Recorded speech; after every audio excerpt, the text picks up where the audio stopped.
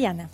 Pam, primer dato hasta ahora, el presidente está por la General Paz para llegar a Casa Rosada, así que en menos de 10 minutos ya va a estar llegando para la reunión de gabinete que tiene ahora a las 9 de la mañana y a las 10, obviamente, con mucha atención la apertura de mercados. Un dato que te tengo que dar hasta ahora, Milei no para de tuitear y de poner en Instagram los mensajes que dejó ayer el ministro de Economía diciendo que no va a cambiar nada de la economía para dar del rumbo tranquilidad económico. a los mercados. Y no está mal que haga eso. Después hay una que sube haciéndose el caballero templario. No sos templario, o sea, como que tiene que ponerse, no sé, pisar la tierra. Bueno, eso es que porque eso es parte de la épica que sí, pero que no cuenta, que presida. Y el otro tema, habló Guillermo Francos hace un ratito y que me va a dar pie para poder empezar el análisis con Sergio Berenstein, que gentilmente nos atiende. Sergio, buen día, ¿cómo estás?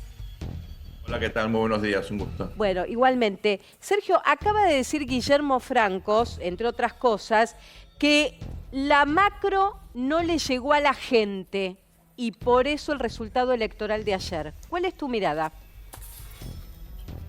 Creo que cuando se dan resultados tan contundentes es necesario reflexionar a fondo y encontrar un conjunto de variables. Seguramente no hay una sola cosa que explique semejante diferencia. Recordemos, el peronismo le sacó 1 millón de votos al oficialismo nacional en la provincia de Buenos Aires. Es una diferencia realmente extraordinaria.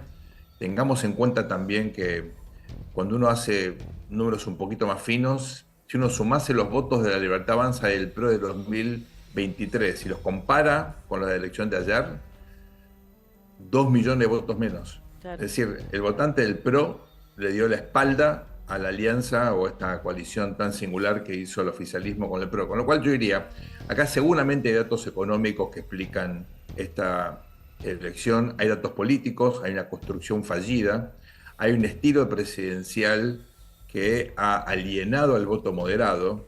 Los famosos ñoños republicanos le dieron la espalda al gobierno. Y finalmente, por supuesto, también seguramente hay una consecuencia derivada de las sospechas de corrupción, ¿no? Todo esto en conjunto lo obliga al gobierno a hacer un replanteo, creo yo, realmente profundo de todo lo que ha ocurrido ayer. ¿Y le da tiempo, Sergio, de acá a octubre? Porque pareciera que hoy lo que el presidente quiere en esta reunión de gabinete y esto de que nada va a cambiar en la economía para que no se muevan los mercados es llevar tranquilidad en lo económico, pero sabe que también tiene que cambiar otras variables de su gobierno. ¿Le va a dar el tiempo para octubre? Si mirás lo que está pasando ya en los mercados, claro, como abrió la rueda, es un desastre. Desastre, tal cual. Caídas 15% de 15 abajo. puntos en los bonos, con lo cual los mercados ya reaccionaron. Y lo peor que puedes hacer ante una hemorragia es perder tiempo. Entonces, hay que tomar dimensión de lo que está en juego ahora. El gobierno está sufriendo las consecuencias de una crisis que comenzó ya hace mucho tiempo. La elección de ayer es el resultado de esa crisis, no es la generadora de la crisis. La crisis comenzó con problemas en el equipo económico, o mejor dicho, de coordinación entre el presidente y el equipo económico a comienzos de julio. Eso explicó la volatilidad de los mercados, frenó la recuperación de la economía, aumentó la sensación de fatiga, de desesperanza en un sector enorme de la sociedad. A eso se le sumó los escándalos de corrupción.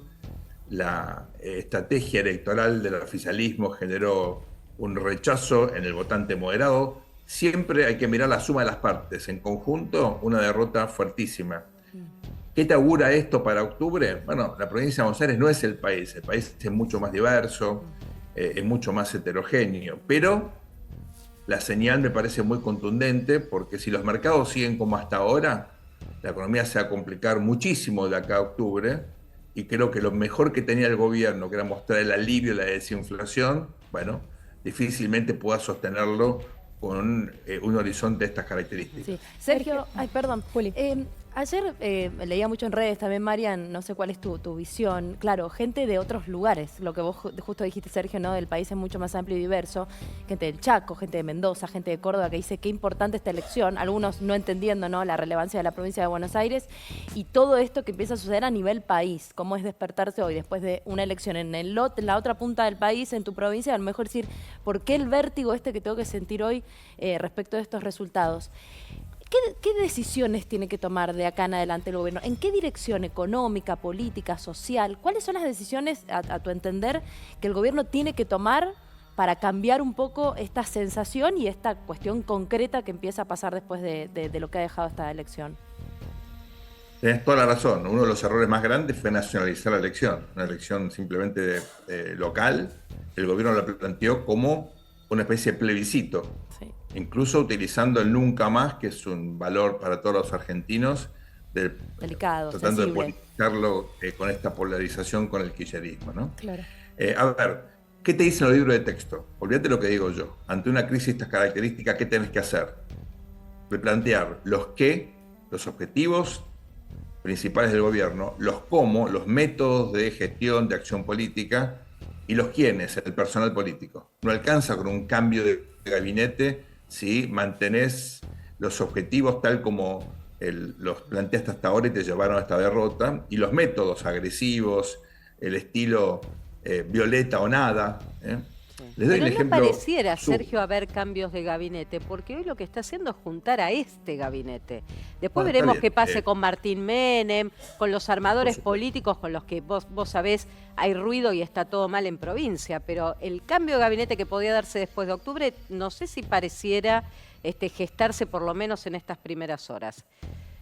Es natural que después de un shock como el de ayer, el gobierno esté un poquito groggy, ¿no? Y Sí, claro. le cueste Nada, retomar el recalculando. centro de la escena. Y es difícil, las derrotas son difíciles. Hay que ser también contemplativo y comprender que el presidente tiene que estar pasando ahora por horas muy complejas, ¿no? Total. Pero pensándolo en perspectiva, ¿qué te dice el libro de texto? Insisto, ¿no? Cambiar los objetivos, cambiar el método y cambiar el equipo. Cambiar el equipo y mantener objetivos y métodos no te sirve. Son las tres cosas que tenés que cambiar al mismo tiempo. O sea, Berenstein. Ahora, ¿cuál es el costo Ay, pero quiero de no anotarme, cambiar? sí. Claro. Digo, Pero no, de acá a no me octubre, quiero dejar ¿qué, pasar el una, cómo? Interesante. porque digo, no es tanto el tiempo de acá a octubre, entonces, Claro. ¿qué debería hacer? 40 días. Cambiar Son el casi equipo. 50 días, son 34 jornadas financieras. Sí. El gobierno no tiene espaldas para aguantar una presión del tipo de cambio, sostener como está hasta ahora. Pero les doy una idea. El gobierno desde que llegó se encargó de insultar a los que piensan como ellos. Los degradó, los llamó degenerados fiscales, cosas ridículas, ¿no? Sí. Bueno, es hora de pedir perdón. Reconocer que se han equivocado, que la agresión a los que piensan como ellos es ridícula. ¿Alcanzaría? Sergio, perdón que te- ¿Alcanzaría con pedir perdón? Digo, No, pero digo, porque el tiempo, insisto, Marian, es poco. es poco, pero es tan poco que, Sergio, perdón, porque estamos mostrando en vivo, está llegando el presidente Javier Milei a la Casa Rosada, está llegando 8 minutos antes de la reunión. Digo, la reunión de hoy, Sergio, mirando desde lo político, que la convocó anoche mismo antes de salir a dar el discurso ahí en el búnker de La Plata, ¿es para hacer realineamientos, para mostrar volumen político? ¿Es para dar señales? ¿O es el primer manotazo de ahogado que encuentra el gobierno después de este duro golpe que recibió en la provincia de Buenos Aires? Es una reacción muy lógica teniendo en cuenta el resultado. El gobierno necesita ahora replantear qué hacer. Si yo fuera ministro, le ofrecería mi renuncia al presidente para facilitarle Claro. ahora la toma de decisiones. Él puede ratificar o no a su equipo. Está, por supuesto, está en él hacerlo, pero para que no haya ningún tipo de obstáculo, bueno, lo lógico, lo profesional, lo maduro es quitarle aquí al presidente el costo de tener que decir te vas, ¿no? Claro. Entonces Pero, renuncia a todo el gabinete, que él elija con quién quiere seguir, sí. tal vez hacer alguna recomendación, ¿no? Alguna autocrítica. Por ejemplo, el problema de la inseguridad en la provincia de Buenos Aires, como todos sabemos, lamentablemente es significativo. ¿Ustedes vieron al gobierno haciendo énfasis en la cuestión de la inseguridad? No, pero al principio Sergio había arrancado, si querés bien, Con Bondarenko. después Claro, con fue un Bondarenko comisario. poniendo de primer candidato, que fue como la sorpresa, Sí. que con vos lo hemos hablado esto, de poner a un excomisario, obviamente que después le vino a Bondarenko todo, Claro. todo lo que fue, bueno, la verdad que fueron 8 años de servicio, donde hubo cuestionamientos para él, digo, la política, ¿no? Donde te desempolvan el pasado. Pero nunca hablaron de seguridad. O sea, el gobierno, vos dijiste, lo nacionaliza y termina pagando el pecado de nacionalizar lo que debió hablarle directo a los bonaerenses. En general, uno focaliza en una elección local en las debilidades del gobierno de turno, ¿no? Claro. Bueno, para bien o para mal, tal vez no tiene toda la culpa Kicillof, porque es una cuestión histórica, pero uno de los problemas es la de seguridad. Bueno, no hubo ni siquiera una estrategia discursiva, narrativa orientada a eso, ¿verdad? Lo hay para Por eso octubre, hay que reflexionar también. Lo hay para octubre, materia... Sergio, con Espert, lo hay para octubre, digamos, ahí sí, errado o no, hay una mirada de cárcel o bala, y hay una mirada sobre la seguridad, que ahora es cierto, no se tocó el tema, pero me parece que más que nada por lo que pasó en los escándalos Sí, pero de los últimos días también. Carlos, a eso y preguntarte esto, Sergio. Porque vos tenés a José Luis Espert, que también en sus formas tienes tocárselo bala o agresivo, y enfrente tenés a Jorge Tayana, que ayer aprovecharon también para levantarle el perfil en esta victoria y arrastrarlo en la campaña, porque Jorge Tayana es un hombre de bajo perfil, por más que haya sido canciller y que dentro del peronismo haya tenido roles relevantes para el público en general, poco conocido. Digo, vas a tener una campaña donde u otra vez es el modo agresivo o la templanza como la muestra más Tayana. Digo, acá también tiene otro tema que resolver el gobierno.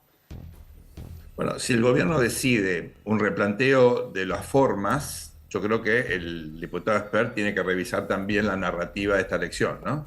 Si, por el contrario, ratifican todo y van por más de lo mismo, redoblan la apuesta, bueno, seguramente seguiremos viendo esa clase de, en todo caso, digamos, de estilo de campaña por parte del diputado Espert. Pero cuidado que...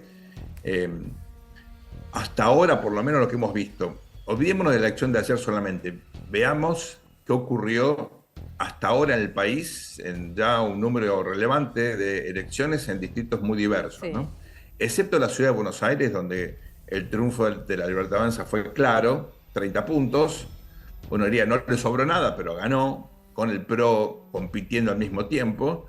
En el resto de los distritos solamente ganó siendo con el radicalismo como aliado, con el gobernador Esdero en el Chaco. En el resto de las elecciones, Sergio, la verdad, pero perdón, un pequeño paréntesis estrategia. respecto de eso. Lo que ayer quedó claro, además de que no arrasaron, como dijo Rucauf acá, bastante alineado por lo pronto en su momento con el gobierno, sino que perdieron por 14 puntos, es que no se le puso el último clavo al cajón del kirchnerismo, sino tal vez, digo tal vez porque el final siempre es abierto en Argentina, el último clavo al cajón del PRO. Digo, ¿en qué le sirvió al PRO que hasta perdió en distritos donde antes estaba más fuerte?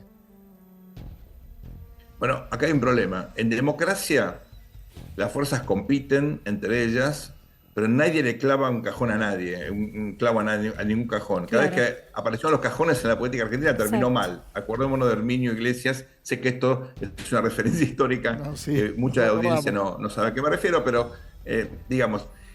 no sirve pensar de vida o muerte, no sirven las posturas dicotómicas tan absurdas, las distancias ideológicas extremas, las polarizaciones como las que vimos en esta elección. El nunca más es un valor de la sociedad argentina, no de un partido. Lo que hizo el gobierno fue realmente...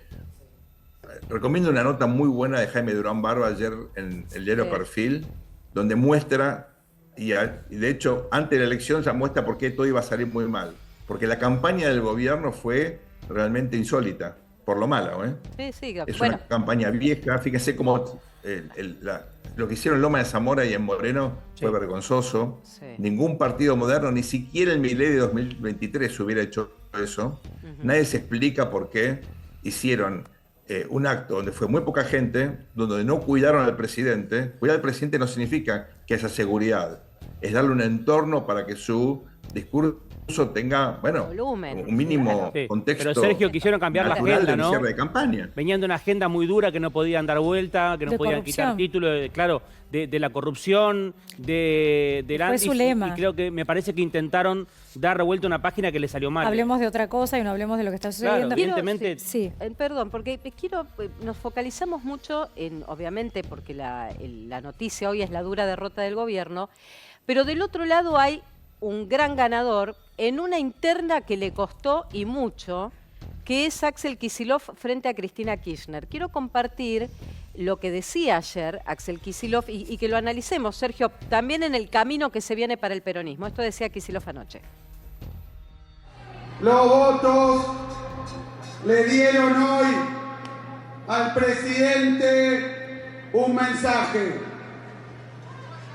Después de lo que ocurrió acá, cuya lectura no tenemos que exagerar, porque ellos mismos dijeron lo que significaba un triunfo de ellos o de nuestro gobierno en la provincia. Van a tener que rectificar el rumbo. Van a tener que rectificar el rumbo. Las urnas le dijeron al presidente Milei que no se puede frenar la obra pública. Las urnas le explicaron que no se le puede pegar a los jubilados. Las urnas, con 13 puntos de diferencia, le explicaron que no se puede abandonar a las personas con discapacidad. Sergio, anoche Kicillof se mostró como el gran candidato presidencial a 2027.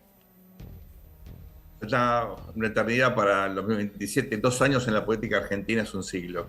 Yo creo que Kicillof ayer tuvo un triunfo extraordinario.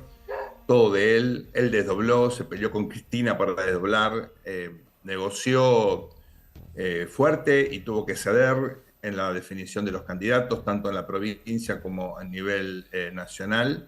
Pero de aquí a proyectar candidaturas me parece que es demasiado prematuro, teniendo en cuenta sobre todo que el interior del país hace mucho que no puede efectivamente, no digo imponer un candidato, pero proponer al menos un candidato competitivo, sí, ¿no? Y el peronismo tiene en la historia 2 presidentes muy fuertes, que fueron Menem y Kirchner, que precisamente vinieron del interior y de provincias pequeñas. Hagamos una historia reciente, ¿no? Cristina llega a la presidencia, si bien ella, por supuesto, tuvo un pasado en Santa Cruz, sí, desde la provincia de Buenos Aires, era senadora de la provincia de Buenos Aires, esto desde el 2007 en adelante. Luego gobernó Macri, jefe de gobierno en la ciudad de Buenos Aires. Sí. Luego Alberto Fernández, que era un político de la ciudad de Buenos Aires. Y ahora Milei, que también venía de la ciudad de Buenos Aires. Es decir, hace ya casi 20 años, van a ser 20 años en el 2027, 2 décadas, todos con presidentes o de la ciudad o de la provincia de Buenos Aires. Algunos que no fueron, pero fueron candidatos, como Sergio Massa, también de la provincia. Con lo cual yo creo que es hora de que haya una renovación, no solamente de personas, sino de visiones.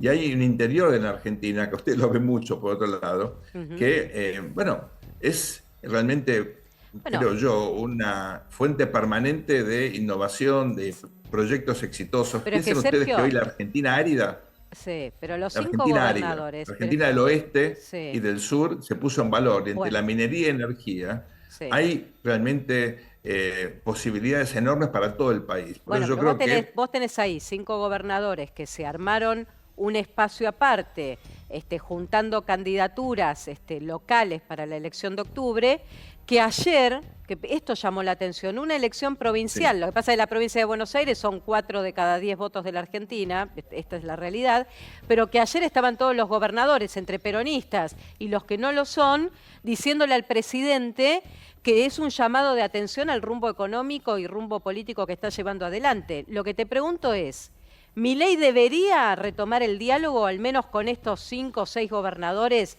que podrían otra vez transformarse en aliados para buscar gobernabilidad? Bueno, nunca hubo diálogo del presidente, hubo diálogo de funcionarios del presidente. Sí. El acuerdo de mayo que se firmó, ¿se acuerdan? En julio del año 24, sí, lo gestionó el gabinete y lo firmó el presidente, pero diálogo franco entre presidente y gobernadores no hubo nunca. El presidente no dialoga. Ese es uno de los problemas que tenemos. El presidente tiene que hacer lo que le pide la Constitución, que es formar consensos.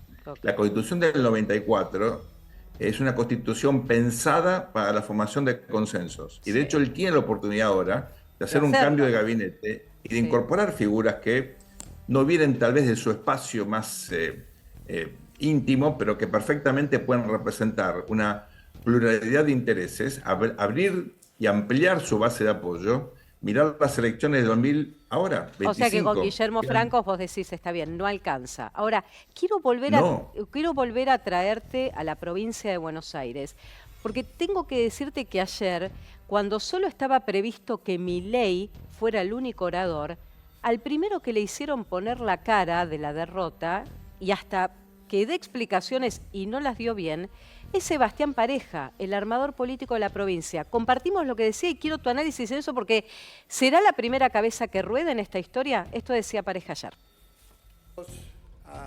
A las personas que nos han acompañado en este día y por supuesto felicitar a la sociedad de la provincia de Buenos Aires por haber participado de este proceso, de esta contienda electoral que me parece que termina siendo muy sana para la democracia. Por supuesto que tenemos autocrítica, por supuesto que la vamos a llevar a cabo. Creemos sinceramente que esa crítica que nos tenemos que dar tiene que ver con 8 procesos electorales distintos. Hay realidades en 8 secciones electorales distintas que ameritan que cada uno de nosotros nos pongamos a pensar en dónde eventualmente se han cometido algunos errores, pero ese trabajo... ¿Es el primero, Sergio, en que va a tener que pagar por este error político del armado en la provincia? Probablemente, Mariana, pero seguramente no va a ser el único, ni el último, ¿no? Porque es una derrota demasiado dura como para cortar en todo caso en Sebastián Pareja la responsabilidad, porque él actuó a partir de una autoridad delegada. Y Sergio, hay que decirlo, todos los caminos conducen a Karina. Eso, también en lo político. Lugares? Por eso estuvo... claro, esa fue clave. Esa tuvo la responsabilidad del armado a nivel nacional. La verdad que hay que reconocer que en muy poco tiempo armó un partido a nivel nacional, lo cual es muy complejo. Pero en la estrategia electoral, no institucional, en las alianzas hubo por lo menos contradicciones difíciles de explicar. Pero Sergio... ¿Por qué acordar, por ejemplo, con un radical como Osdero o como Alfredo Cornejo en Mendoza? Sí. Claro. Y no con Valdés en Corrientes. Salieron cuartos en Valdés hace una semana. Claro. Una derrota inexplicable porque tenían todo armado y simplemente por imponer un candidato y romper, digamos, la continuidad del gobierno de Gustavo Valdés, ahí...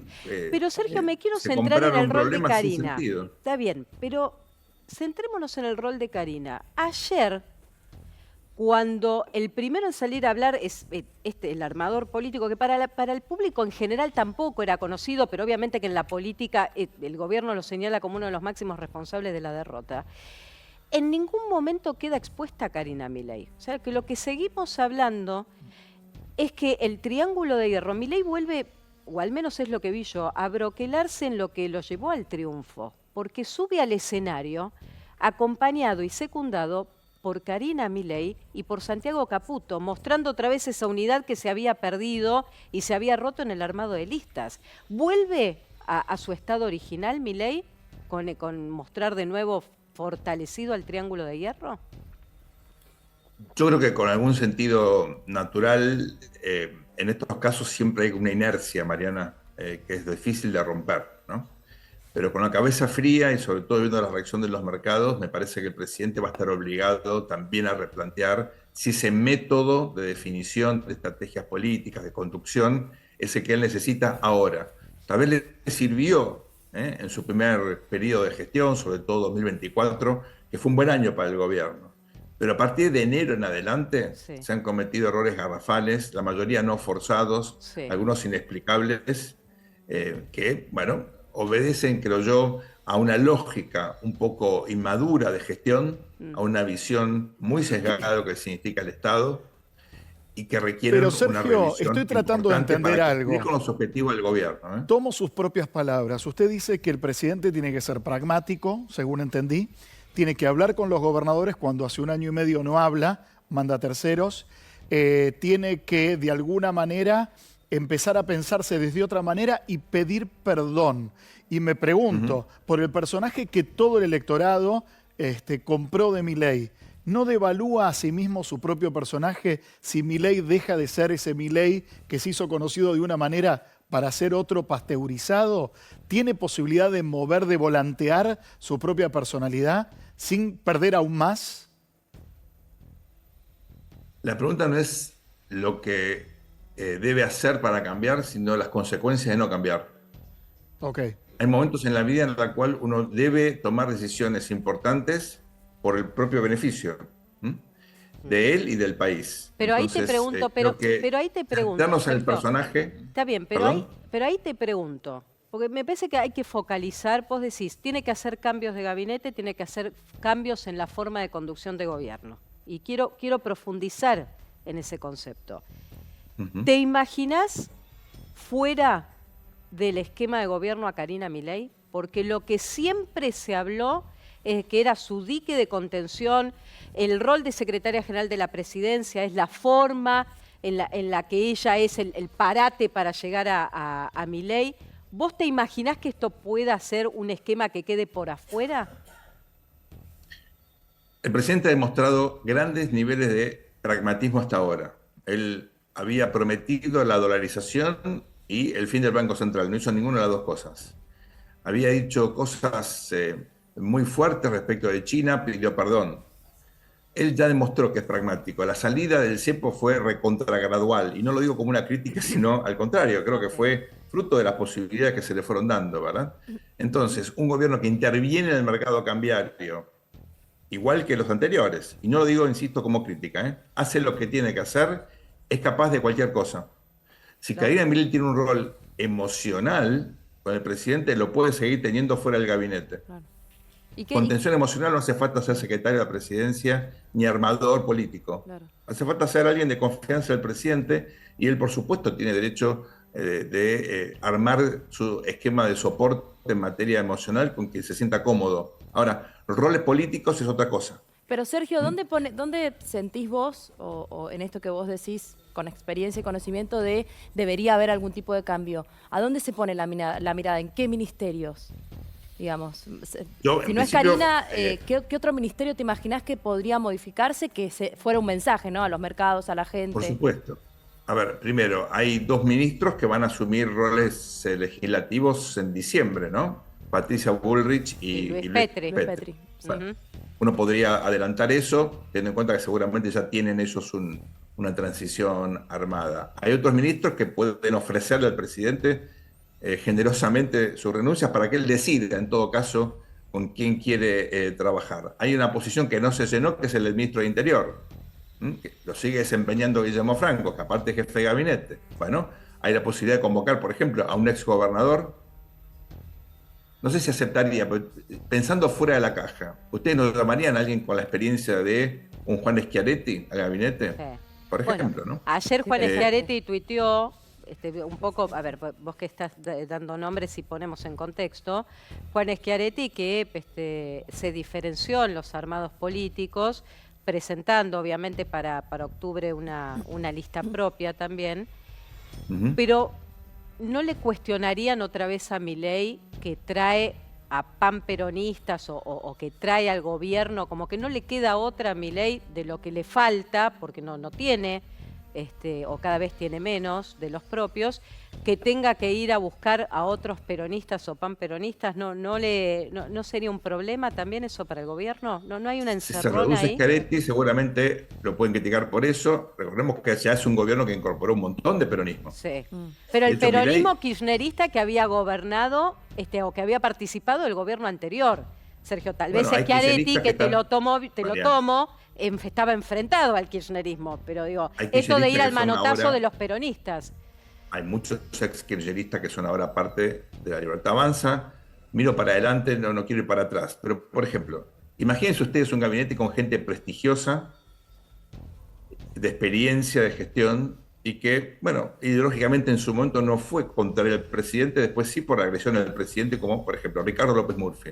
No le agregaría valor una persona justamente, digamos, liberal, republicana, con credenciales como para armar una base de sustentación más amplia. Pero perdón, Ese es el Sergio, voto que perdió el Milei en la presidente provincia le ha de Buenos dicho Aires. barbaridades a López Murphy Lo que hasta hace dice. una semana. Bueno, por eso tiene que hasta pedir hace una perdón. semana diciendo que duró 2 días en el Es gobierno. que eso está diciendo Tiene que Sergio. pedir perdón. Claro, claro, Se pero equivocó. Pero es es- un gran error ese. Yo todavía no No estoy hablando entiendo. de López Murphy en particular o de Schiaretti, estoy hablando de esos perfiles, ¿no? Sí, sí. De gente que tiene experiencia de gestión, que le puede agregar valor, que va a mostrar un presidente distinto, que escuchó a las urnas, que no... Miren, aquí lo importante es sostener el superávit fiscal. Bueno, hay mucha gente en la política argentina que está de acuerdo con eso. También de implementar reformas estructurales. La reforma tributaria, la reforma laboral, la reforma previsional. Esas son las cosas de fondo. Sí. Entonces uno puede poner, por ejemplo, los acuerdos de mayo de vuelta en valor y preguntar al sistema político, ¿quién está de acuerdo con esto? Los que lo firmaron. Bueno, ahí tenés una base para armar una coalición muchísimo más amplia. No hay que inventar nada.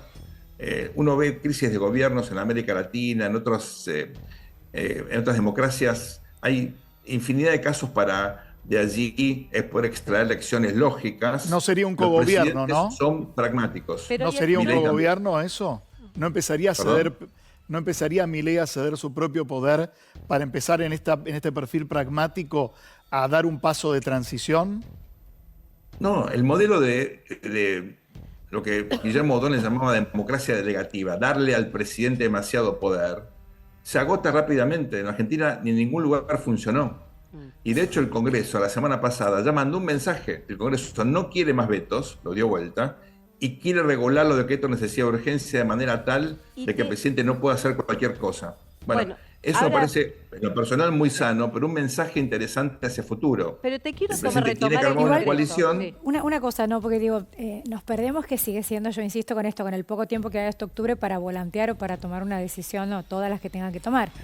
Todos aquellos que firmaron en mayo, desde la firma a esta parte pasaron cosas. Entre tanto los insultos, digo, me parece que confió demasiado en esta luna de miel, que la gente seguía pensando que le iban a cambiar la realidad, sin que esa realidad apareciera en algún momento. ¿Él qué debe hacer en este poco tiempo que insisto que tiene? ¿Es redoblar la apuesta o cambiar estratégicamente por completo lo que viene haciendo? Las dos cosas. Él tiene que redoblar la apuesta en materia fiscal, es decir, el país no puede volver a la inflación, no puede volver al default, no puede volver a la responsabilidad de gobernar sin una lógica macroeconómica estricta, sólida, sustentable, pero tiene que cambiar en lo político, en el estilo de gestión, en la narrativa, en la forma de hacer poder, de construir poder y gestionarlo. Las dos cosas son compatibles y la posibilidad la tiene sobre la mesa. Claro. Si el presidente con frialdad se pregunta cuál es la mejor forma de lograr los objetivos que yo le planteé a la sociedad argentina y ratifiqué ayer, es modificando justamente todo el aparato político de construcción de poder y de gestión. Está Clarísimo. totalmente en condiciones de hacerlo. O sea, lo que estás planteando, que digo, si no redundamos, pero está claro tu análisis. El presidente tiene que hacer un cambio de gabinete, pero no de nombres, sino también del rumbo hasta ahora. Yo te quiero El llevar... equipo que cambia no se toca, equipo que pierde Exacto. hay que transformarlo. Hay que transformarlo, pero la síntesis perfecta.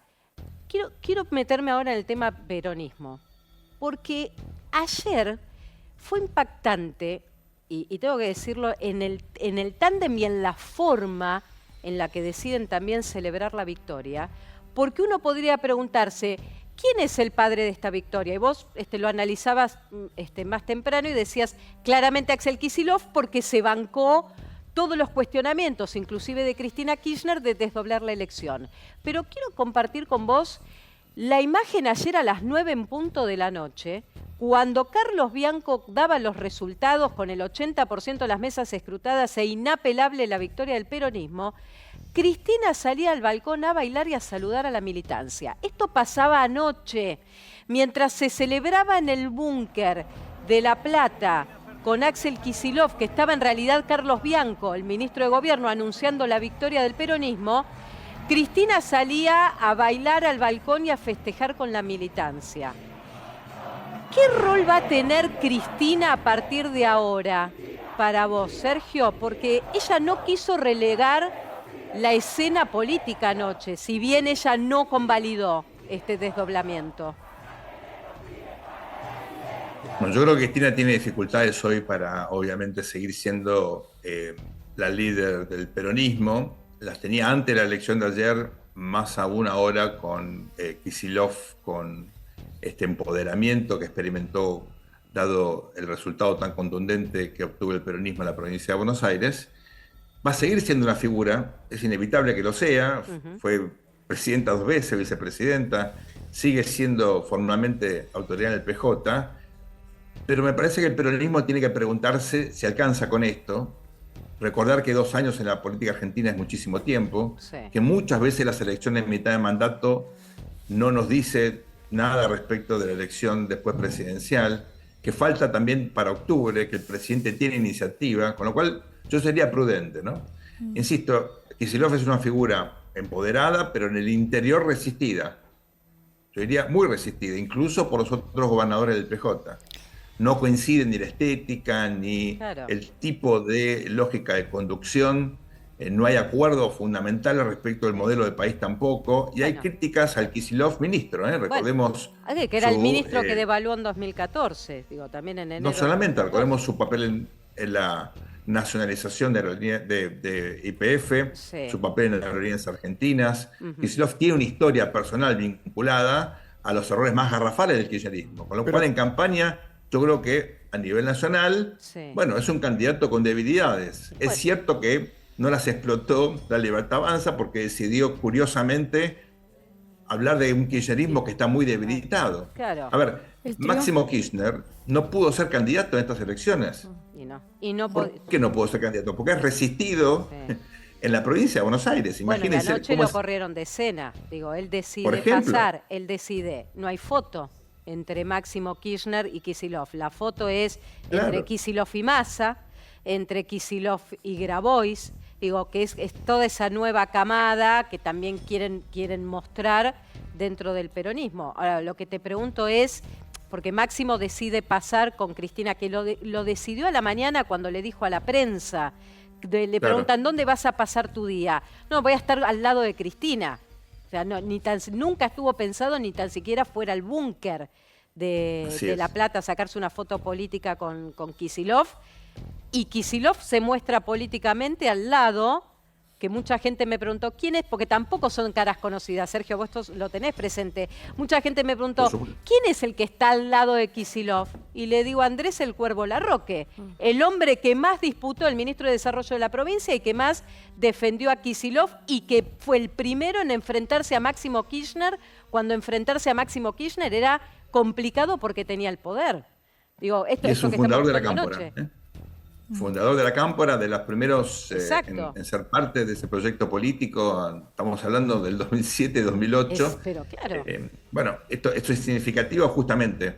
El gobierno, fíjense ustedes la paradoja, ¿no? Polariza con el kirchnerismo, cuando el kirchnerismo está en su máxima debilidad. El peronismo no, el kirchnerismo.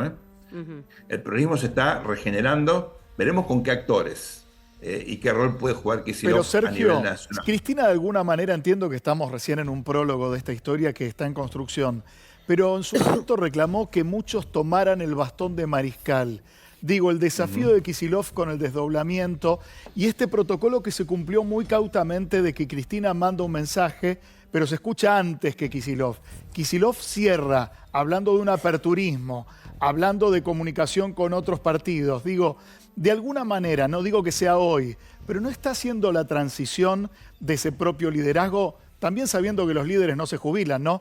Pero una transición y le dice, bueno, ¿se ganó por esta instancia Kicillof el bastón de mariscal? Yo creo que Kicillof se ganó el derecho a formar parte de lo que viene en el peronismo, o yo diría de la conformación de una alternativa a Milei. Y aquí quiero hacer una comparación que tal vez sea un poquitito forzada, pero vale la pena tenerla en cuenta. Cuando uno analiza qué pasó con los liderazgos a la Milei en la región o en el hemisferio, recordemos que Bolsonaro hizo una muy buena elección, pero no logró ser reelecto. Y Donald Trump, el primer Donald Trump, tampoco. Que son dos referentes por estilo inevitables para pensar el futuro de Milei. Interesante. ¿Por qué perdieron? Porque frente encontraron una coalición muy diversa, muy amplia, de distintos partidos, sobre todo en Brasil, pero incluso el Partido Demócrata, para enfrentar a Trump, armó una coalición que incluyó a muchos republicanos y eligió como candidato a el demócrata que más chances tenía de ganarle a Trump, aunque no fuera un gran presidente, ese fue Joe Biden. Entonces, muchos piensan en la Argentina que es necesario conformar una alternativa plural, abierta y muy diversa para enfrentar a Milei 2027. Esto era antes de esta elección. No. Ahora es probable que esto se modifique si a Milei no le va bien, porque muchos suponían que a Milei le iba a ir muy bien y por eso desdoblaron, incluyendo a Kicillof. El desdoblamiento original en la provincia se dio precisamente porque se suponía que la economía iba a estar creciendo fuerte y que ganarle a Kicillof iba a ser muy difícil. Bueno, las cosas se dieron vuelta y ahora ganarle a Kicillof resultó ser mucho más sencillo, por lo menos en la provincia de Buenos Aires y en el resto del país, excepto, insisto, el Chaco y la ciudad de Buenos Aires. Veamos qué pasa en octubre y en función de eso cómo se articula el sistema político, pero es indudable que ayer Kicillof, tuvo un triunfo que lo pone en la mesa chica en la construcción de una alternativa hacia el 2027. No, María, yo quería, a veces pienso, entiendo que este es el análisis político del día después y buscamos grandes ganadores, perdedores, el armado. Y creo que la gente que fue a votar fue el actor principal, aquellos que se quedaron sin trabajo, esas familias que tenían algún familiar con discapacidad, los jubilados golpeados cada miércoles, las fábricas que cerraron, trabajadores que no tienen posibilidad de llegar. Digo, hay un gran porcentaje de nuestro país que está peor que hace 2 años atrás. Y se manifestaron de esta manera. Y ojalá sea más la gente que se manifieste en octubre, porque la realidad les cambió mucho para peor. Es cierto, Pamela, tenés razón, y eso la verdad que uno lo puede advertir haciendo estudios sobre todo cualitativos, donde la gente por ahí reconoce que la inflación bajó, pero no le alcanza con eso, porque si bajó la inflación pero no tenés para comprar nada, o el día 20 o el día 15 se te acaba el ingreso, la verdad que no te beneficia en absoluto, por más que tengas un poquito más de estabilidad. Y agregarle a eso lo que claramente ha sido por lo menos un cuestionable retiro del Estado en muchos aspectos, no solamente lo que vos marcás, por ejemplo, también en infraestructura física. Las rutas en Argentina están destrozadas, hay problemas de gestión en todas las áreas. ANMAT, que era un lugar muy respetado, hay cuestionamientos respecto de su calidad profesional y probablemente incluso un escándalo de corrupción. Ni los pasaportes aparentemente se están haciendo bien. Es decir, que gestionar mal, no darle... Suponer que no es un topo del Estado dentro del Estado, destruir el Estado cuando uno es el presidente de la nación es como una contradicción y es un absurdo. Yo creo que eso también tiene que llamar a la reflexión, ¿no? Y eso lo cumplió. Sí, lo dijo. Sí, lo dijo y lo cumplió, pero uno se imaginaba que muchas cosas eran parte de una estrategia del enojo, ¿no? De campaña. Claro. De enojo, y la gente decía, voy a votar esto porque basta, son todos, y no. Ya no funciona, la gente pide acción, ¿no? Pide que se vean. Que le cambie la realidad para bien, era un cambio, pero para bien, no para mal. Mariana planteó muy bien el caso de Cristina Kirchner en la centralidad del peronismo ayer. ¿Cuánto fue en porcentaje? Yo te pregunto cuánto va a ser la centralidad de Mauricio Macri en lo que viene de Milei. Porque hasta ahora no lo nombramos porque Macri hasta ahora se portó bien dentro de todo. Digo, le dio a Santilli, le dio a Ritondo y dijo, bueno, acá me quedo. El mejor intendente de todo fue del PRO, que fue Montenegro en la 5ª sesión electoral. ¿Qué rol va a jugar Macri de acá a lo que viene en octubre? Yo creo que la pregunta es qué rol va a jugar Macri después de octubre, no de acá a octubre. No creo que tenga un rol importante en la campaña, excepto que el presidente lo convoque. Hasta ahora eso no ocurrió y la relación entre ambos, si bien tenía cierta afinidad al comienzo, se fue como desgastando, ¿no?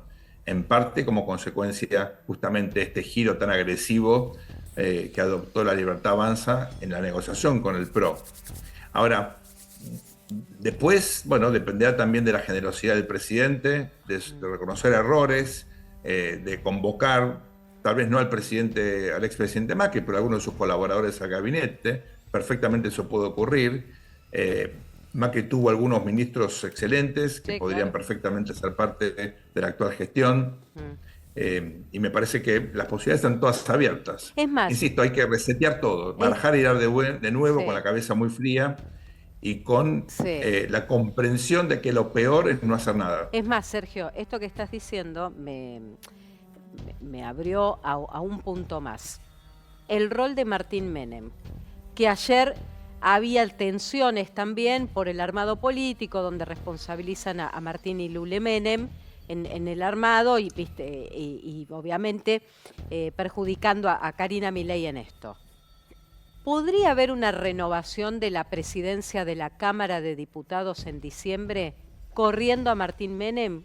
Y tal vez se hablaba de que sea Cristian Ritondo el nuevo presidente de la Cámara, en un rol importante para decir. Estamos hablando de la línea cuarto en la línea sucesoria. Yo he escuchado lo mismo, Mariana, pero antes de la elección de ayer, ¿no? No estoy echando la culpa a Cristian de la mala performance de la Libertad Avanza. Están bastante pero calientes con lo que pasó, te digo, en el PRO. No pueden Sí, creer, lógicamente. cómo terminan así cuando los intendentes propios consiguen los votos. Soledad Martínez en Vicente López, Montenegro en la quinta sección. Digo, Ramón Lanús en San Isidro. San Isidro.